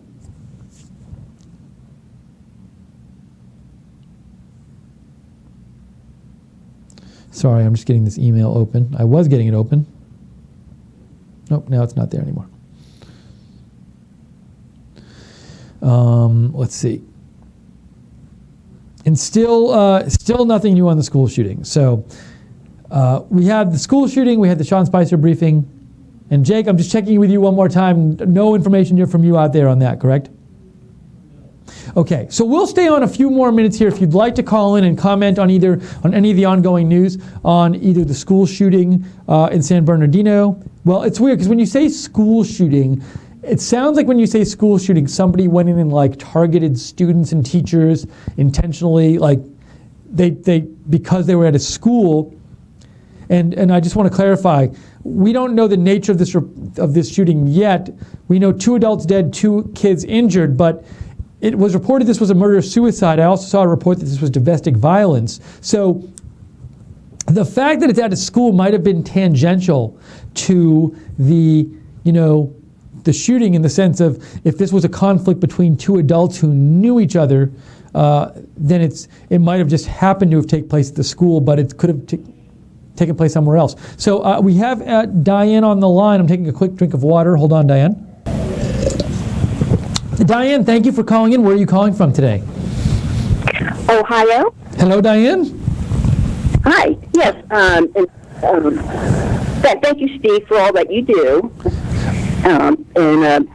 You're doing a great job, by the way. You're welcome. Thank you for saying that, Diane. Is this Diane who writes in sometimes? Yes. Oh, great. Thank you for writing in, and thank you for calling. Where are you calling from, by the way, Diane? Ohio. Very nice. Yeah. And, well, I wanted to comment regarding Syria. Okay. And okay, well, I don't believe that Assad was behind that chemical attack, and I think Trump was given bad intel. I don't trust the intel that he was given. I think there's some bad hombres in that CIA or the NSA or whoever, just bad intelligence, wrong intelligence. But again, I just don't think. I agree with Norway and Hutch that that Assad stands between the Christians there in Syria and your fundamentalist Muslims. I think I agree with those two, Norway and Hutch, that Assad has protected the Christians, and so I fear for their lives if Assad is removed. Just like the thousands of Christians were wiped out in Iraq when Bush invaded Iraq. It was the Christians who took the biggest hit. That's and so I'm just anyway. Again, I think that was bad intel, and that I think it's a mistake to try to remove Assad. So Diane, you raised a couple interesting points, and I want to focus on the second point you made, which is you have some, you don't support, it sounds like, the people who say that we should replace Assad. You're saying that Assad protects the Christian population of Syria, and things would be very bad for them if Assad wasn't in power, and you said he's protecting them from people who might want to harm them there. And that is part of the more general worry which I've heard raised over the last week, which is a number of people I've heard have said, so if you remove Assad maybe do some things we don't like, but if you remove him, is what you get after him worse than him? And people will point at, say, Iraq and say, look what happened there. And I do think that's a very legitimate question to ask. Whatever you think of Assad, if you're going to want him replaced, you're going to have to think something better can replace him. And it sounds, Diane, like you're not convinced that what will come after Assad would be something better. Right, I think it's just, that's what's been going on so far. Who comes in after, like Gaddafi, things get worse. Iraq is worse off. Certainly the Christians are worse off. That's a fact. Thousands, if not hundreds of thousands have been wiped out, or they had to flee, their churches burned. So I'm afraid that, things will be, it'll be worse if Assad, he's not, I'm not saying he's a good man, but I fear that the conditions will be worse off if he is removed, and I fear for the Christians especially. And now, Diane, can I ask? So I get your point that you would prefer Assad stay in power because you're worried about what the alternative would be. As somebody with that view, how did you feel? Are you okay with the U.S. Discouraging him from using chemical weapons with our missile strikes, or are you worried that the missile strikes might end up helping get him out of power? So, did you have a strong opinion one way or the other on the missile strikes as a punishment for him using chemical weapons? But see, again, I don't believe that he, in this last attack, I believe that he was behind that. Right. So, let me. You're right. So let me rephrase my question. That was a poorly asked question. If it turned out in the future that there was a attack that Assad made on his people with chemical weapons, what I was wondering is, would you be for us discouraging him from that? And I don't know. I think can you still hear us, Diane? Are you still there? Oh, yes. So do you think the U.S., if in the future he were to attack his civilians with chemicals in a way that you thought was done by him, do you think we should use military force to discourage him from doing that, or are you not okay with that? It's a tough question, so maybe you don't have an opinion on it, but I figured I'd ask you anyway. Okay, but you said if I trusted that's what I'm saying. The coming out that really did happen, but And it's a hard issue. But it sounds to me, let me say this, it sounds to me like you were against the missile strike because you thought that, it's not that President Trump himself thought that Assad didn't do it. It's that you think President Trump was giving bad intelligence by bad actors in the intelligence community. That's what you think, correct? Right. Yeah, right. Yeah, I don't trust the intel given to him. I totally. I'm with what Norway and Hutch have been saying from their research that it makes no sense that Assad would have done that. I mean, he's about wiped out ISIS. I mean, he's close to victory and getting rid of ISIS, and so it makes no sense that he would do something like that. And knowing that it would bring wrath on him, on himself, that would be, the world's wrath. Yeah. And I do agree, Diane. I do think when I hear the different sides about whether Assad did it or didn't do it, I do think a strong point on the side of people who say Assad didn't do it is that, like, what did he have to gain, and look at all he had to lose by doing this. And that's not to say he didn't do it. It's just that is an important question that I think you raised there. So, well, Diane, really much appreciate your call. Thank you for calling in and sharing your views on this, and thank you for all your support and for watching our network. We really appreciate it. And we appreciate you, Steve. You are so professional, and you have an honest heart, and we all love you. Thanks so much, Diane. I appreciate it. And I'm helped in being professional by our professional other people here, like Jake Seals, who's producing today. So thank you for Jake for producing today. Thank you to Jake for producing today. So that was Diane from Ohio, longtime Right Side viewer. We appreciate her support. And if you would like to call in and comment on any of the stories of the day from the Spicer briefing about Syria, we're following this very unfortunate school shooting, trying to get more information on that. 202-470-0049 is our number. I think somebody wrote me. Andrew Sova says, hey, Jake, we got a comment. Please adjust the volume from your end. I had to lower it a lot on my end because you're so noisy. Jake, do you know what Andrew is talking about? I'll ask you. I have no idea. Yeah. So Andrew, I passed that along to Jake. He will look at things out there. So we always appreciate if you're having issues with technical stuff, but it could be something that's not our fault. Jake will look into it. Thank you. GSB.UK had written in, hi, Steve, do you think it's possible the DOJ are setting up a grand jury for the Susan Rice case? Hope so. It's funny, the Susan Rice thing was like a week ago or something, and it seems like 2 months ago. I have to remind myself of all the details about the unmasking stuff. I mean, doesn't it feel like so long since we were all talking about the unmasking? But it wasn't that long ago. Just all of this stuff has been happening. Whether the DOJ are setting up a grand jury, I mean, I would have no idea about that. It just depends on the information they have.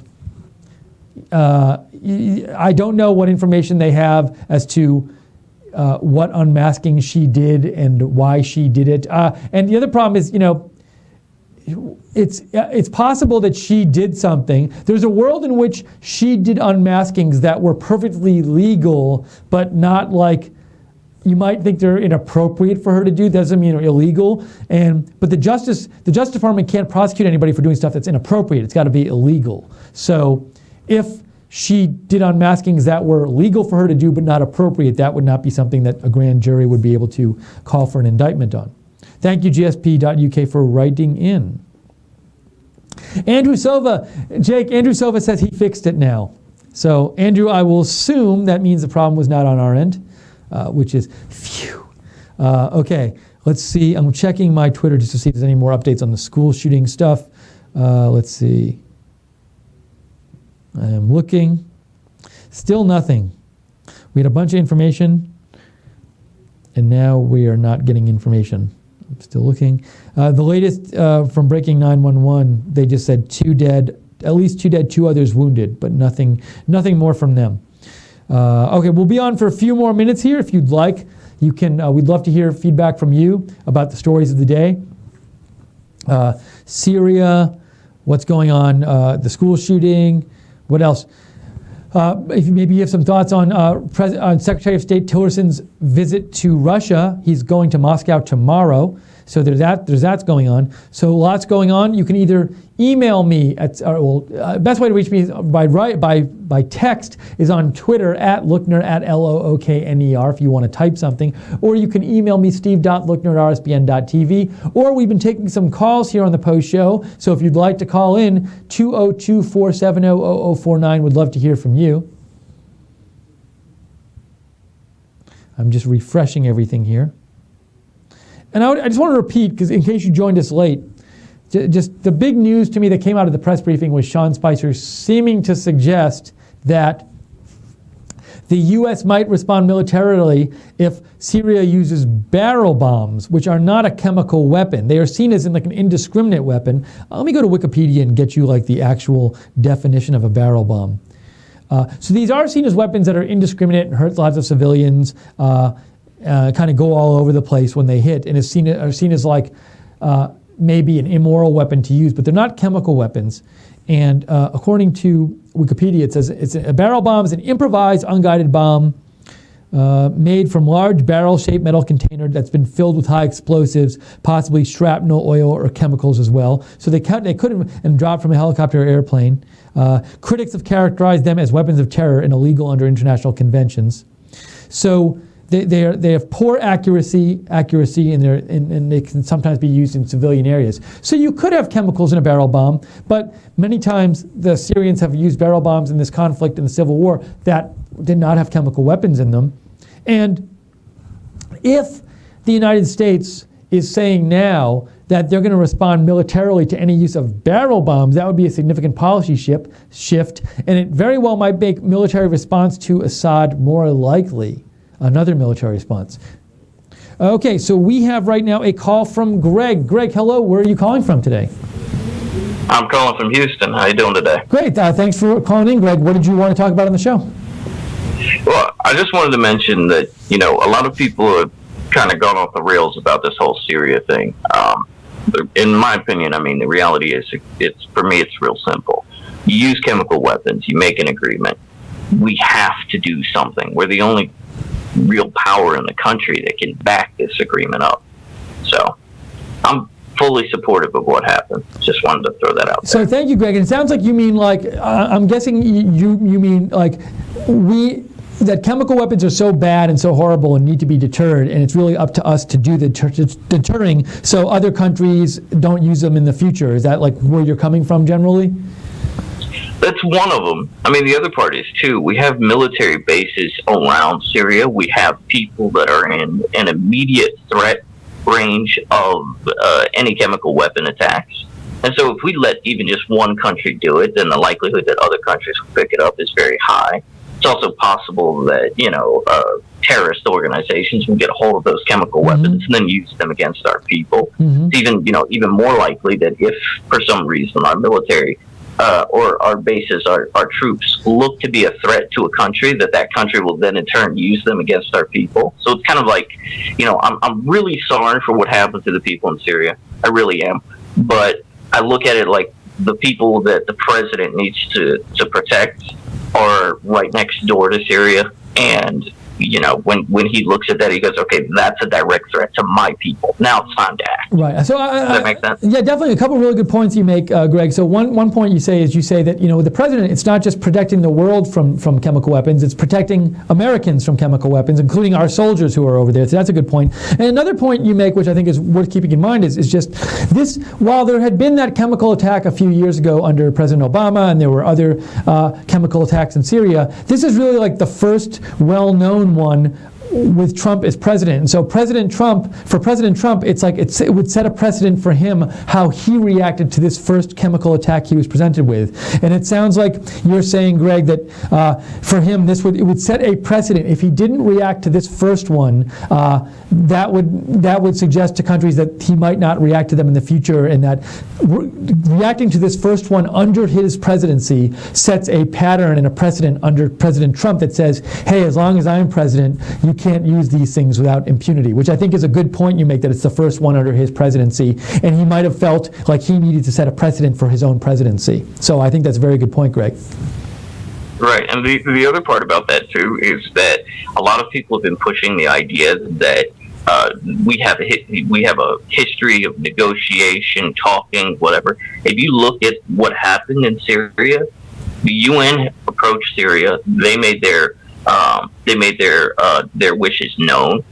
Russia was supposed to back them. We were supposed to back them. And then, I think it was 2013. They were supposed to, or 2014. I'm sorry, that they were supposed to have no chemical weapons in their country whatsoever. It's been later on proven that the Obama administration knew that those weapons were there. Just because our last president did it one way doesn't mean that our current president should do it the exact same way. It should be basically a wake-up call to the entire world. New president, new rules, play nice, play ball, or get out. Make sense? Yeah, and you say to the entire world, so I assume you think like a country like North Korea is watching this. You think countries like North Korea are watching this and they're going to get a message from this too. Am I correct, Greg? I'm sure hoping they are. Because my personal opinion with North Korea is they need to be watching this if they're not. Yeah, and I think it's very possible. I don't think this is the only reason for the missile strike, but I think it was maybe a consideration that, hey, it wouldn't be the worst thing if North Korea got a message out of this that we are strong and we're not afraid to use our military, and hopefully that gets them to end their nuclear program at some point. I don't necessarily think they will, but maybe at least it's good for them to think that, we have that on the table. So I think you raised a lot of good points, Greg. Thank you. I really appreciate the call. No problem. Have a great one. Thanks, Greg.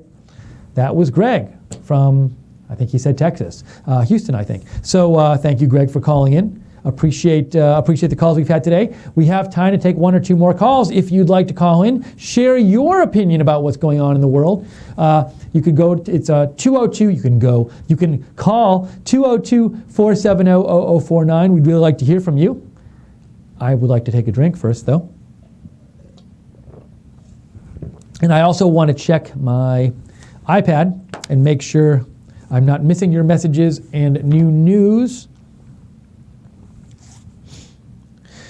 Andrea, that you replied to one of my tweets. So, SH7401, you said, you sent a tweet from the San Bernardino PD which says press conference on the incident at 12:30 p.m. California time, I would think, which would be 18 minutes from now. In San Bernardino. So there's going to be a press conference in San Bernardino about this soon. So thank you for that, SH7401. We'll see if we get more information about the shooting. Oh, very nice. Okay. We have here... let me say, Christine, before we get to your call, I want to read one piece of news I just saw. Breaking 911 reported, senior U.S. official says U.S. has concluded that Russia knew in advance of Syria's chemical weapons attack last week. So that's from Breaking 911. It says a senior U.S. official says this. We'll keep an eye on that story as well. Christine, thank you for calling in. How are you doing today? Great. Hi, Steve. Nice to hear you. Thanks. So, So what did you want to talk about today, Christine, on the show? Well, I just wanted to touch on something maybe others haven't. I ran to get lunch, so I didn't hear everything that you just said. Sure. But one of the things that I hear people complain, not in right side, but outside, is about the ramping up of the troops and all that. And everybody remember that when Donald Trump was being elected, we all wanted our military to be replenished. We were depleted. And we don't have enough military, so the reserves that are getting letters and things like that, that's, I believe, is all part of Trump's things. But one of the things that we all may not be thinking about is, if in fact we are moving to a different arena, a different way of doing business, then we were going to be having military families that are going to be at home with their loved ones out serving, and there's going to be a lot of need in those communities to help our military out. So what I am requesting everybody to consider is to revert back to the World War II mentality of the families at home supporting the cause, and quit spending all your money, invest in our country, pay attention to those that need us, and support your military families, and above all, keep the secrecy. We need to remember that we are going up against the enemy. This is not business as usual any longer. That's all I got. Thank you, Christine. It sounds like you're saying, if we're going to get involved in more military stuff, which seems like might happen, not sure if it will, and, not that we want that, but if it does happen, you're saying we shouldn't just see that as the soldiers go fight. It's like it's got to be an effort of the whole community and whole society, and everybody's got to do your part. If this is the United States of America, we are all on one team. Some have to be home to hold down the home front. The others are out doing the work that the rest of us aren't doing. And what you said about soldiers, I also wanted to acknowledge that. I got my butt chewed out by a couple Marines in my past. Some don't agree with me in right side, but they're not all soldiers. It's the military. Soldiers, sailors, airmen, Marines. So, great. Just to point out. Well, thank you for calling in and sharing your perspective, Christine. We always appreciate when you call in. Thanks, right side. God bless America. Thanks, Christine. That was Christine. Thank you for the call. I want to check. Steve, I want to butt in for just a second, and I do want to let everybody know that there's a press conference scheduled for 3:30 Eastern Time, 12:30. Are they on Pacific Time over there in California? Yep. Okay, so yeah, they have apparently a press conference scheduled for about 15 minutes from now. Cool. So we'll bring any information we get about that. Wow, what am I seeing here? We may stream the audio of that through here also. Cool, great. I just got a picture here. Christina Gonzalez. It says Fox 11 reporter, but she's not verified. But anyways, she posted a picture which said, this is at CG Fox 11. It says, it's supposedly of the suspect's vehicle at the school shooting. Suspect who committed suicide, reportedly. And it's a picture of a blue car in a parking lot with police tape around it. So I just saw that. If you want to see this picture, you can go to what is it again? At CG Fox 11. Here's another story came out. Breaking news. Chicago Aviation Department says officer involved in dragging man off United flight placed on leave. So a number of you might have seen, some of you might have seen, we watched in the office today, there was a video that was really getting widely viewed today on the internet, which was of a United Airlines flight, and they overbooked the flight, and they offered people some money to say, hey, we need some people to get off the plane. And because I guess they had some extra people, some staff members they needed to fly on the plane. So they asked some passengers to get off and take a later flight the next day. And they couldn't get enough volunteers. So finally they said, okay, we're going to have a computer randomly pick some of you. And they picked one of the guys and he wouldn't get off. And so then 3 police people came on the plane and they started grabbing the guy and he started screaming really loudly and it looked like he banged his head or something like that. And then the next thing you know, you see the guy motionless on his back and they're literally dragging him by his legs motionless down the aisle of the plane. And the Chicago Aviation Department now says the officer involved in dragging the man off the United flight plane was placed on leave. Okay, AP, this is quite important. AP Politics is now reporting, breaking news, that a senior, I'm going to even retweet this as we speak. Senior U.S. official says U.S. has concluded that Russia knew in advance of Syria's chemical weapons attack last week. So see, I was talking about this a couple days ago, but here's what I don't get now. So if we already are on board with our military response to the chemical weapons attack. We said, yeah, hey, they use these chemical weapons. Syria, we launched 59 Tomahawk missiles at you, or 61 or whatever it was, 59 hit. But if we now know that Russia knew about it before and they didn't stop it, shouldn't we have a really strong response to Russia? This is the problem now. The problem with launching that missile attack and putting ourselves on record as discouraging chemical weapons, responding to it with military force, is now the problem is if we find Russia, the problem with doing that before we knew if Russia was involved, before we could ascertain the involvement, is if we find out after launching the missiles that Russia's involved, that they knew or that they helped or something, it seems that we have 2 undesirable choices. We can either do some military attack against Russian forces, which we're probably not going to do, but that's obviously undesirable, or we don't take action against Russia, but if we don't attack Russia, then it seems hypocritical.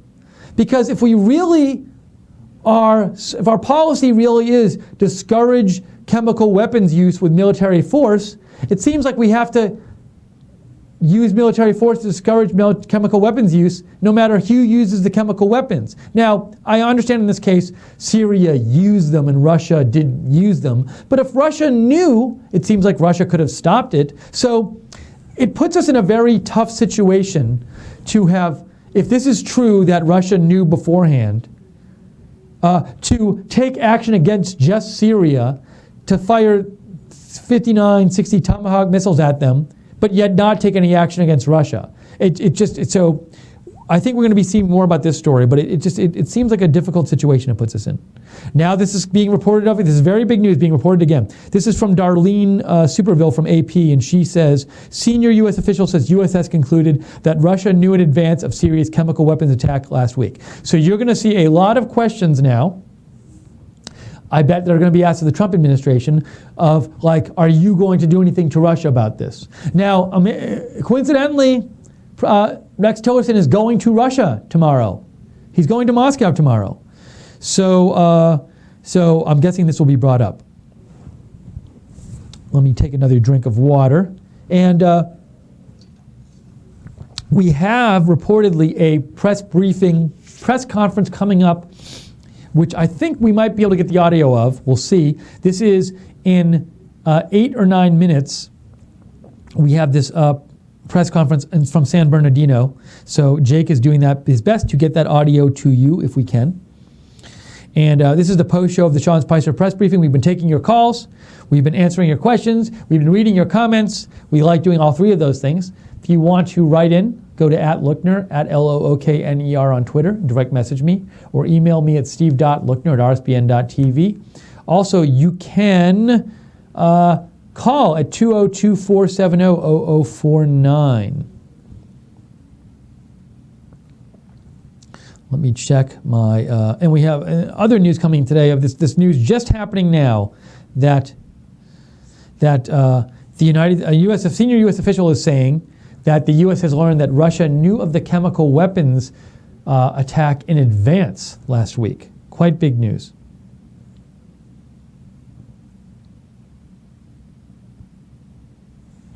So KRDP writes in, Russia's in a tough situation. Don't think we are, just Russia. Well, so KRDP, what I would say is I think we're in a bit of a tough situation just because of what the tough situation is what to do about Russia if we did indeed find out they knew in advance about the chemical weapons attack. There's arguments for doing something, there's arguments for doing nothing, but there seems to be bad things about both of those options. So that's why I was saying we were in a tough situation. Jake, is the plan to stay on until that press conference? What is the, I'm just checking with you out there, what's the plan? Okay, yeah, let's do that. We'll stay until then, and then if as long, we'll stay, and then we'll see. And our plans to run the audio of that, Jake? Okay, cool. And then a press conference, just so I know, is it just the audio and not the video we can run? Okay, so we'll run the audio. All right, so that's our plan. We'll stay on for a few more minutes until the press conference, and then the press conference we will give you the audio of, and then we will end the broadcast for this afternoon. Let me point out, if you want to hear more news coverage, one thing you should definitely do is tonight tune into our lineup. So we have on Right Side Broadcasting at 8 p.m. we have America First with Nick Fuentes.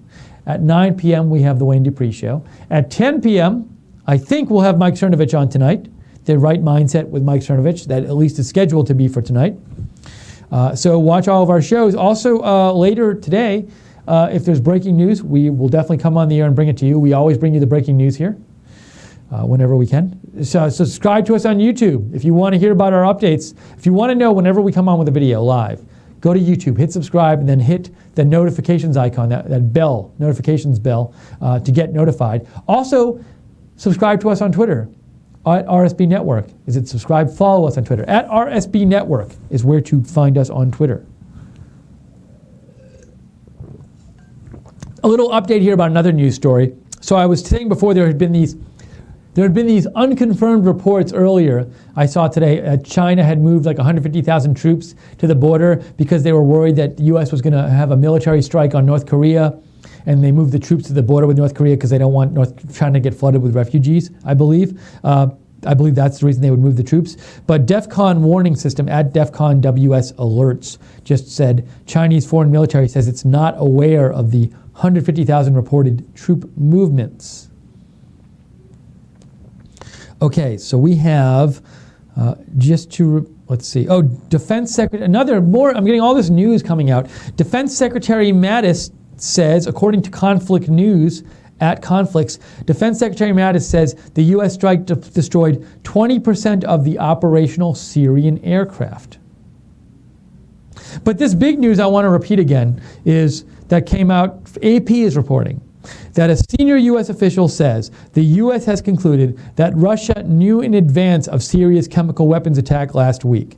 I'm not sitting outside and watching the TV network, so I can't tell if they're reporting on this yet, but they will be, because this is quite big news. Because we've come on, the U.S. has really, and President Trump have strongly come out against chemical weapons use and said that we're going to maybe even use have showed we'll use our military to discourage it. But if Russia knew about this and didn't stop it, it seems like they're complicit in the actual chemical weapons attack. Will we take action against Russia? Don't know. That's going to be a big story coming up. Here's another local story, maybe of local interest. Well, it's of local interest, but all of this is coming out now. But it also was a national story that the governor of Alabama had been being investigated for improprieties related to like using government resources to conduct an affair. And I just got a story that says here that David Cumbrock from WNHNT reports that the Alabama Governor Robert Bentley to resign today, according to multiple sources. So that just came out too. So all this news coming out. We are here for about 4 more minutes. All right, so I just want to say Misarg wrote in, MSARG wrote in, no name to back up news report, so it's unacceptable news report. So Misarg, you think we shouldn't give credibility to this AP news report because they have no names to back it up? They see senior official, and that's not satisfying to you. So thank you for writing in, Misarg, and letting us know your view on this. Just to let you know, we're here for about just a few more minutes. We're going to keep broadcasting at the bottom of the hour, so 3 minutes from now. There's supposed to be a press conference in San Bernardino about the school shooting. We will be bringing you the audio of that live. Until then, all this news keeps coming out, so we're giving you the news, and we're also, if you want to write, I think probably rather than seeing me sit, we should like show a graphic or something. Yes, I think maybe I should just go and we'll cut to it. Do we have like a live coverage graphic we could show for that? Or do you want to put up audio, or how do you want to do it, Jake? Okay, so what we'll do is we'll run. Okay, so yeah, and I don't know if I don't know if we have the technology to. Oh, can we change Jake? And well, I'm having this conversation about production stuff with Jake. We'll do this when we're off the air. So basically, in a couple minutes, I'm going to go off the air. We'll cut to a full screen graphic rather than you sit looking at me listening. But we will play you the audio of that press conference live. I'm looking for some more updates, news updates, by the way. Betsy DeVos tweeted out, "My heart and prayers go out to the victims of today's horrible act in San Bernardino and to the whole North Park Elementary School community." That was a tweet from Betsy DeVos. And we have this statement here I'll read you. A statement got released today from Jim Mattis, the Secretary of Defense. Here's Jim. This is a statement by Secretary of Defense Jim Mattis on the U.S. military response to the Syrian government's use of chemical weapons. This is the statement. The U.S. military strike against Shayrat Airfield on April 6 was a measured response to the Syrian government's use of chemical weapons. The president directed this action to deter future use of chemical weapons and to show the United States will not passively stand by while Assad murders innocent people with chemical weapons, which are prohibited by international law and which were declared destroyed. The assessment of the Department of Defense is that the strike resulted in the damage or destruction of fuel and ammunition sites, air defense capabilities, and 20% of Syria's operational aircraft. Certainly very I'm sorry, Jake? I just heard something. Oh, I think that was... Okay, ignore that. The Syrian government has lost the ability to refuel or rearm aircraft at Shayrat Airfield, and at this point, use of the runway is of idle military interest. The Syrian government would be ill-advised ever again to use chemical weapons. So that's a statement from Secretary of Defense Jim Mattis today. It's interesting to note that he also, like Sean Spicer, seemed to be responding to this report of this weekend that planes were taking off from that airfield. And what Jim Mattis said is that they can't refuel or rearm aircraft at that airfield anymore. So the fact that they could transport pre-fueled planes there and have them take off from the airway, he says it's of idle military interest, because that's not going to help them actually actively use that base for military operations, because you would need to refuel the aircraft at the actual air base there. So that was Jim Mattis's comment. Jim Mattis's official statement today. We are waiting now, any minute now, the press conference from San Bernardino. Wow. So NBC Los Angeles says, police asking parents to bring ID to Cajon High School and be patient. It may take 3 hours for kids to be released. I'm not sure if this is the elementary school students who got transported to the high school, or if this is just the high school students there. But we're waiting for that press conference. We will bring you the audio of that live when it happens. So I'm just checking email to see if there's any more emails today. I think I got you all your comments and all your questions. Appreciate all the comments and questions today. Also appreciate the moderators moderating the coverage. Very much appreciate it. If you like, they work very hard to keep that chat room a really safe. Within 3 to 5 minutes press conference. Okay, that's fine. So we're wrapping up here, and right on the stream, you'll hear the press conference live. Thank you to the moderators. If you enjoy our coverage of the breaking news, if you enjoy having an alternative to the mainstream media, we hope you consider donating, because your donations do keep us on the air. To donate, it's very easy. If you just click on the $ in the chat room next to our coverage, next to the chat room, click on the $ at the bottom. That lets you donate very easily. Also, we just set up a Patreon site where you can get things in exchange for donating, and that's at www.patreon.com/RSBN.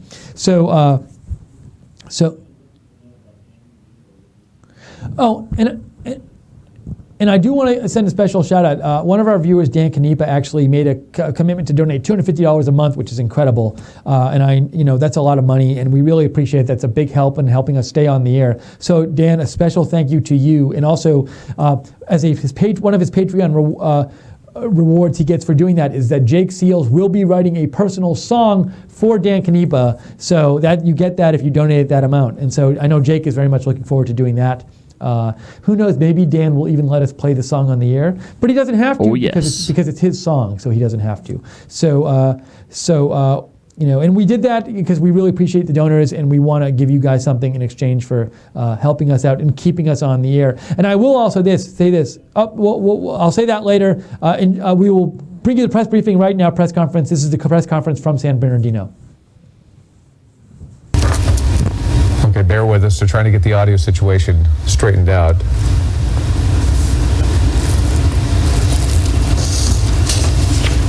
Which had just occurred at North Park Elementary School in San Bernardino.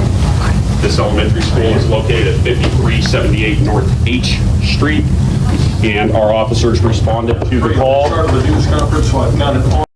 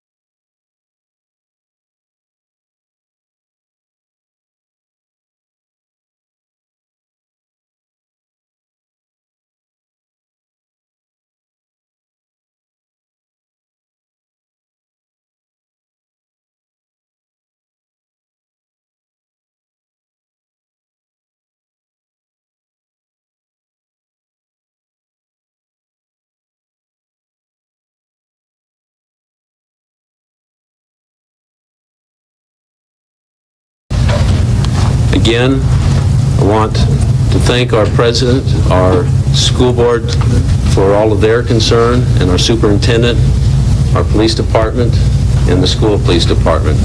Thank you.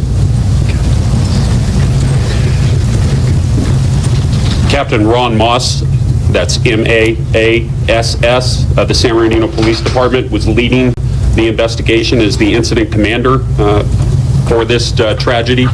And Chief Mark Hartwig, H-A-R-T-W-I-G, of the San Bernardino County Fire Department, was the incident commander on scene for the medical response. Both are here present with us to answer any questions you might have. Gentlemen, was there any indication that there was some kind of domestic violence or something which may have given you a clue that potential violence was going to happen in the school? Had the person who died, one of the others, the woman who was there died? Stations and important editorial updates. Kenneth Moulton, AL Governor Mon KKG is now available in We do not ABC have News any 1 net information for at this point download. as to whether there are any precursors to the incident that would have raised our suspicions as to any type of violence might have occurred on the campus. We are still working to definitively identify both the male and the female adult victims. Coroner's office was just going in to make those IDs in the last few minutes. From there, we'll be able to determine whether there was a domestic violence situation. At this point, we don't know definitively one way or the other. Do we have any indication that the two children? Were they targeted? The children, we do not believe were targeted. The entire incident was limited to a single classroom on the school campus. The suspect had come to the classroom to visit the adult female that was in the classroom. We believe the two children were the unfortunate recipients of injuries by being in proximity to the female at the time of the incident. Do we know how many shots were fired? We do not know for certain how many shots were fired. Was the adult female the instructor in the classroom? Yes. Do you know what the relationship is between the two adults? We are working to determine that for certain. We have an idea, but we don't know for certain at this point. What grade of classroom was this? Not certain at this point. It looks like it might have been a multi-grade classroom. The children who were injured, were they gunshot victims or were they injured? They were gunshot victims, yes. When might we learn their condition or the update? 3:30 this afternoon, we'll have another press conference, and we should have more information at that point. How did the suspect gain entry into the classroom? Did he have the gun? Was it visible? Was there any indication that this was... There is no indication that the gun was visible upon his arrival at the school. It wasn't until he came into the classroom that he presented the firearm. There's been a lot of confusion on the part of parents, understandably, with the situation. They're going to the high school, but they're eventually picking up their kids from the university. Can you explain why that procedure was put in place and if it's going to be a little easier toward the end of the day? Yes, it will get easier towards the end of the day. The reason we did that is there are students and staff that may have been witnesses to this, and we need to interview them and get that information from them. And then we also want to work on reunifying the two, and it's much more difficult if they're both at the same facility at the same time. You said the suspect was visiting the female instructor. Did he come through the office? Did he check in? Did he sign in with the front office before he went to visit the instructor? Yes, he did. Was he known to the front office? I believe he was, yes. Are there any hand weapon detectors by school officers to your knowledge? I would have to defer to school police. I'm not aware of any. I don't believe there's any metal detectors or anything like that to get on campus, no. Are the children's parents with them, as far as you know? We are doing everything we can to get the parents with the children. Do they have been With the notified? victims. We're working on notification still. I believe one set has been. I don't know about the other. Did law enforcement make contact with the suspect before the suspect took his life? No. But this was a handgun, right? Yes, it was. And did the suspect leave a note or any? Not that we've seen at this point yet. And again, you're not disclosing the relationship between the shooter and the teacher, if they were related, perhaps an intimate relationship? We're trying to make sure we know who the suspect truly is before we make something like that. I don't want to say something that might turn out to be not accurate later.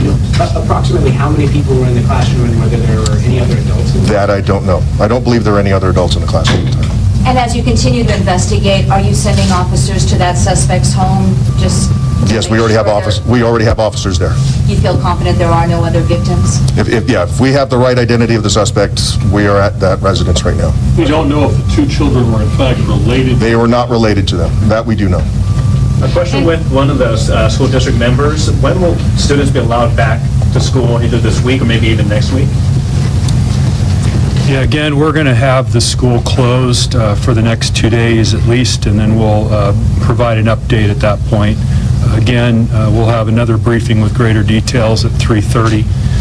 Right now, parent release may take up to 3 hours, so we're just asking everyone's patience. This is just a tragic event for every single person involved, and we want to make sure that we still operate at the highest level of safety and concern for every single child being released properly to every single parent.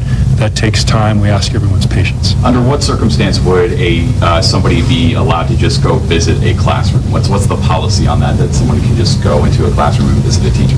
So we have entry procedures for all of our schools, like most schools do, and check in with the office. Identification is generally checked, and in terms of what actually occurred on this day today, we'll unwind that more as the day unfolds and have greater detail, perhaps. How would that person be vetted or passed through the office, though? Yeah, generally, again, with an identification having a purpose to be on the campus. The children that were injured, how were you transported to the hospital? Mark Harwood with the County Fire District. We had two children that were transported, one by air, one by ground ambulance. And the shooter and the victim, were they related? The adult victim, or we don't know. Like I said, we don't know definitively what their relationship was at this point. That's what we're still working on. Was there any indication there could be a problem? Did the school know of maybe a restraining order or have any knowledge that this teacher may have felt? Does not appear to be the case, no. Could you give just a brief summary of kind of the timeline, minute by minute, of how you think the situation occurred, starting with when the gunman arrived at the school? I don't have the precise time that the gunman arrived at the school. We received the call at 10:27, and the initial call that we received was first shots fired, followed by a possible active shooter, which obviously got both our attention as well as school PD's attention and all of our units responding code 3 at that point. And do you know how long the gunman had been inside the building by the time the shots were fired? That will come out later in the investigation.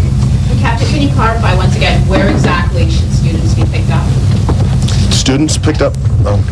Yeah, so again, we're asking all parents to go to Cajon High School, and that is where they will be reunited with their students. If they go anywhere else, it'll be very difficult to release their child properly. So again, proper identification, their child's safety is our utmost concern, and so their patience with the process would be helpful. Can you speak, any of you guys, to speak it's just been a little over a year since we had another active shooting in this community. I'm sure when those calls came through, it really hit home to a lot of the law enforcement officers and people responding. Can you speak to that, or? You're referring to the December 2nd incident that took place in the city of San Bernardino?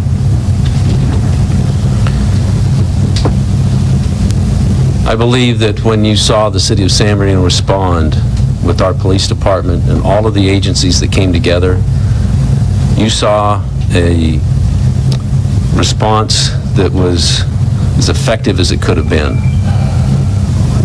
You also saw a community that came together that was concerned with retaliation, wanting to make sure that our community knew how to respond and come together in a united fashion. And we did that. We did that because too often these incidences are utilized as opportunities for others to take advantage of. We felt it was important to not only unite our community, but to also show and recognize that a community that is short on resources is very resilient and can deal with tragedy, disaster, just as effectively as any community in the United States. And we did that, and we will continue to do that in this occasion. We will rise to help our parents, our teachers, to regroup and to once again gain confidence in our community. Does that respond to your question? Superintendent, can we talk about the school district's cell phone policy? Because a lot of parents were saying that they couldn't reach their children because cell phones are not allowed. Can you talk about the school's policy? Well, I would assure you that many children have cell phones, and we know that they're communicating with their parents, and we're grateful they are. But are they allowed? Are cell phones allowed? Under all circumstances, students are allowed to have cell phones with them at all times. Now, those cell phones may not be utilized sometimes during instruction, but students are allowed, my own children have, and have texted. They're in schools right here in the neighborhoods. In addition to San Bernardino and school police, couldn't help but notice that there were sheriff officers from all over the county responding. Can you elaborate on that? Because I was at the RSC situation, and I couldn't help but notice the cooperation that was given to San Bernardino PD along with the sheriff. We are extremely fortunate that we have an incredible partnership with all of our surrounding allied agencies, including the Sheriff's Department, with Sheriff McMahon being here present with us today, the California Highway Patrol, as you see represented, San Bernardino City Unified School District Police Department with Chief Polino. We had a massive response to this tragic incident, as we saw on December 2nd of 2015. But it still doesn't negate the fact that tragedy has again befallen our city, and we need to now work through that and be there as much as we possibly can for all the involved parties. Two more questions, Are there folks. any preliminary indications that the gunman may have been known to law enforcement prior to the shooting? Like I said before, until we know for certain who he is, we won't know what his criminal history is. I would imagine any minute now we will have had an ID on him, and then we'll immediately know what that criminal history is. Superintendent. So we should have that information at 3:30. Superintendent, can you speak to the parents and kids who may be a bit afraid to come back to school? Can you give them some sort of reassuring words, or what's on your mind right now? Yeah, you know, as I mentioned, I have my own children in schools here in the district just within a stone's throw of where we're standing now. And, you know, I think I'd say the same thing to them, is this is a tragic event. It's going to take time for our heads, our hearts to heal, and our patience with each other. You know, I'm grateful that when I first came into our first meeting point, there was a meeting taking place of dozens of counselors and assistant principals. We immediately deployed them to our students with our staff to ensure that there's as much comfort as possible. So when you're going through this type of a horrible event, we need each other to walk hand in hand to heal, and we need each other to continue to press forward to not allow what is tragic to halt our lives from continuing forward. This is going to conclude our press conference. We will be having another press conference at 3:30 this afternoon at this same location. Chief Bergwan was in Monterey attending the California Chiefs Conference at the time of this incident. He, however, is making his way back, and he will be present at that 3:30 conference. Yes? Housekeeping item, could we have every person spell their names, please, so we just have first and last?